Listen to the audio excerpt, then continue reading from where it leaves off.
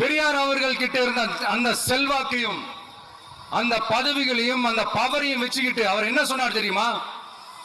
இவ்வளவு செல்வாக்கு, இவ்வளவு பதவிகள், இவ்வளவு பவர் இருந்தோம், நான் ஒரு 5 பைசா காசு சம்பாதிச்சிருப்பேனா? எனக்கோ இல்ல என் குடும்பத்துக்கோ பட்டங்கள் வேணும், பதவி வேணும்னு ஏதாவது கேட்டிருப்பேனா? இல்ல ஏதாவது லாபம் பார்த்திருப்பேனா? இல்ல எதுக்காவது ஆசைப்பட்டிருப்பேனா? ஆனா அவர் பேரை சொல்லிக்கிட்டு, அவருடைய கொள்கையை ஃபாலோ பண்றதா சொல்லிக்கிட்டு இப்ப ஆட்சியில இருக்கிறவங்க என்னெல்லாம் செய்யறாங்கன்னு.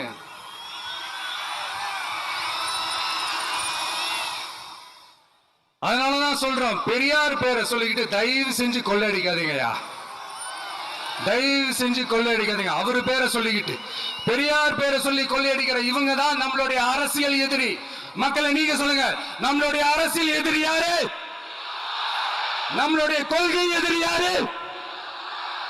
ரிப்பீட், நம்மளுடைய அரசியல் எதிரி யாரு?